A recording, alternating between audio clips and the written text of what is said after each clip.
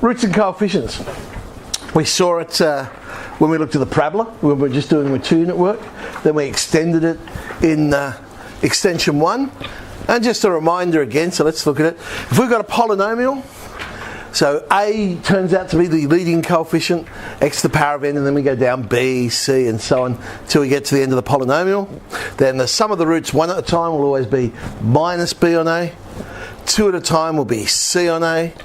3 at a time minus D on A. 4 at a time E on A. And that would keep going, depending on the degree of the polynomial.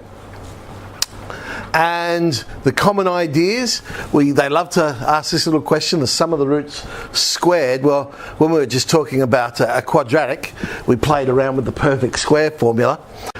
The other common one being the reciprocal one, which we just treat algebraic fractions. It turns out that the sum of the roots squared will always be the sum of the roots 1 at a time squared minus 2 times the sum of the roots 2 at a time. Doesn't matter whether it's a quadratic, a cubic, a quartic, that rule will always be true. And when it comes to the fraction one, can't really generalise it because it depends on the order. If it was order 2, then the denominator, as we can see up there, is alpha beta, and the top would be sum of the roots 1 at a time. If it was a cubic, you'd end up with alpha beta gamma on the bottom, but on the top would be sum of the roots 2 at a time. If it's a quartic, you'd get alpha beta gamma delta on the bottom, and then sum of the roots 3 at a time. I suppose you could generalise it by saying the bottom of the fraction will always end up being the product of all the roots, and then the top of the fraction's the sum of the roots of 1 degree less than the polynomial. But it's probably just easier to treat it as an algebraic fraction and just see what you end up with. Alright, let's do some. So we've got a cubic. Let's find the 3 standard ones to start off with. 1 at a time, 2 at a time, 3 at a time.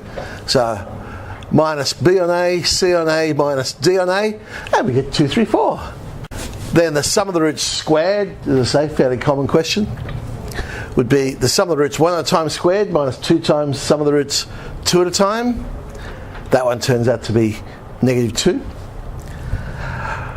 What about if they ask the sum of the roots cubed? Now I suppose we could try and create a formula like we did with the squared one. Get the alpha plus beta all cubed, expand that out. But there actually is another way of doing this. Sum of the roots cubed. What we know is alpha, beta and gamma are solutions to the cubic. So if I sub alpha in, I should end up with a correct statement. So alpha cubed minus 2 alpha squared plus 3 alpha minus 4 is equal to 0. But that's the same if I substitute in beta. It's the same if I substitute in gamma. If I add each of them up, look what happens. We get the sum of the roots cubed minus 2 times the sum of the roots squared plus 3 times the sum of the roots 1 at a time, and then we have minus 12. Basically, you've got the same equation as the polynomial. It's just that the constant term is multiplied by 3 because there are 3 roots. So if we remember that idea, all we've got to do is mimic the actual equation, and if there is a constant term, alright, we'll multiply that by the number of roots. Okay, in order to work out the sum of the roots cubed, I'm going to have to work out the sum of the roots squared. We've already done that for this one. But now I can just substitute into that. So sum of the roots cubed, 2 times sum of the roots squared, minus 3 times sum of the roots 1 at a time, plus 12, and we get positive 2. So what about if they said sum of the roots 4, alpha to the power of 4? Okay. Again, I could substitute in and multiply everything by alpha. Because if it was true that alpha cubed minus 2 alpha squared plus 3 alpha minus 4 was equal to 0, all I'm doing is multiplying both sides of the equation by alpha. And on the right hand side, well, 0 times alpha is 0, so that stays there. And I can do the same for beta, do the same for gamma. Once again, it mimics the equation, but the powers have just gone up by 1. So I look at the original equation.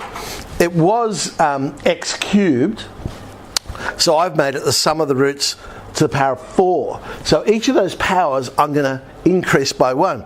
It was minus 2x squared, so I'm going to say minus 2 times the sum of alpha cubed. It was plus 3x. So I'm going to increase the power by 1, 3 times the sum of the roots squared. It was just a constant, so we add 1 to the power, we'll get to the power of 1. So it'll be minus 4 times the sum of the roots 1 at a time. And then we'll substitute into that. But again, in order to work out power of 4, I have to know what 3 is, I have to know what 2 is. We have now worked those out. And there we go, we get 18. Now, I don't think I did this one, but if I then said, oh, what's the sum of the roots of alpha to the power of 5? Well, then I'd know that the sum of the roots alpha to the power of 5 minus 2 times the sum of the roots alpha to the power of 4 plus 3 times the sum of the roots alpha cubed minus 4 times sum of alpha squared would equal 0. So in that case, I just add 2 to each power and so on. So the only one we've got to watch out for is where we have a constant. So if I'm going to write the constant down, I have to multiply it by the number of roots.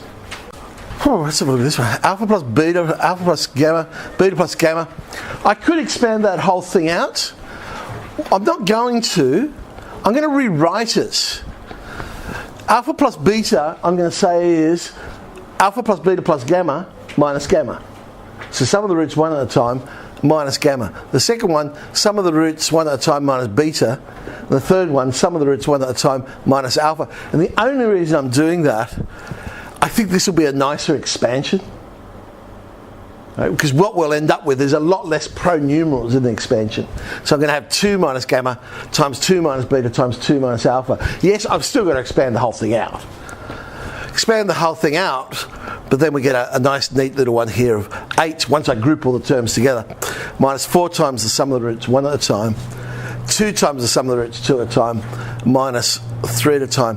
Had I left it as alpha plus beta, alpha plus gamma, I would have come up with a different algebraic expression. We'd have to do some factorising and what have you to try and get them in terms of these things. It would still work. But I just think it's a little bit easier this way. And subbing in what we've already worked out, again the answer turns out to be 2 for this one. Okay, let's have a look at a past HSC question. So they've given us a standard quartic. It's monic, so the coefficient of x to the power of 4 is 1. They've told us A, B, C and D are all whole numbers, they're all integers. Suppose the equation has a root of the form ki, so some multiple of I, and k is a real number, and it's not equal to 0. State why the conjugate minus ki is also a root. So I guess, hopefully, this is the gift question, if you like, for this particular question. Because they're basically saying, hey, look, all the coefficients are real because they told me they were integers, and we know that when the coefficients are real, the solutions appear in conjugate pairs. So if ki is a solution, so is minus ki. That's the sort of thing they're looking for. So it's what I simply wrote down. Well, I know roots will appear in conjugate pairs when those coefficients are real. Something like that. Show that C is equal to k squared A. Alright. Okay. There's different ways of doing it. This approach I said, well, okay, I know ki is a solution, I know minus ki is a solution, so I could factorise it to be x plus ki, x minus ki. It would be times then some quadratic. I know the quadratic's monic, because the final expansion's monic, so I've called it x squared plus px plus q. Now, I then went to the bother of expanding the whole thing out, and I'm starting to think, maybe this is not the most efficient way of doing it. But now what I can do is equate coefficients. And I can say, well, look, the coefficient of x cubed must equal the coefficient of x cubed, so I know that p equals a. Coefficient of x squared must equal the coefficient of x squared, so q plus kx squared is b. Coefficient of x is equal to coefficient of x, so we get k squared p is equal to c, and the constant must equal the constant, so I've got k squared q is equal to d. Now we're trying to get that c is equal to k squared a. Is there a simple substitution in there that we can do? Actually, have a look at number 3. I've got k squared p is equal to c. I want to prove k squared a is equal to c. And the very first one, I've got p equals a. So I could combine those two together. So if I substitute the first one into the third one, I've got k squared a is equal to c. I suppose, I say that's probably a long way of going about it. I could have just played with some of the roots one at a time, some of the roots two at a time, and come up with expressions that way as well. The next part of the question says, show that c squared plus a squared d is equal to ABC. Again, it's just manipulating the expressions we've got. So I'm going to look at the second one I came up with. Q is equal to b minus k squared. And I haven't used the fourth one yet. Now the fourth one was k squared q was equal to d. But we've just said q is b minus k squared. So sub that in. Expand that out. Still not quite there, is it? What's the difference? K. I've got to get rid of K. There's no K in what I'm trying to show. But in that last one, we just proved K squared A was equal to C. So I could say K squared is equal to C on A. That's how I can get rid of the K. K squared is C on A, which means K to the power of 4 is C squared on A squared. Multiply out by A squared, and I think we've just got to rearrange it, but there's the expression. C squared plus A squared D is equal to ABC. Now, if 2 is also a solution, and B is equal to 0, we're going to show that C is an even number. Okay. Let alpha be the fourth root. Remember, we know Ki is a root. We know minus Ki is a root. They're now telling us 2 is a root. So there's one more root. I'm just going to call it alpha. Now, all these roots are integer multiples. Remember, all the coefficients were integers, things like that. It was monic. So the roots have all got to be integer multiples. So I know alpha is an integer because the sum of the roots is an integer, product of the roots is an integer. Alpha's got to be an integer. Here's sum of the roots 2 at a time. Why did I pick 2 at a time? Well, that's the one that was equal to b, and they've told me b is equal to 0. So I thought that might be a useful one to play around with.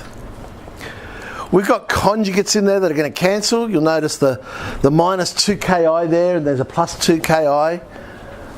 And we'll end up with k squared is minus 2 alpha.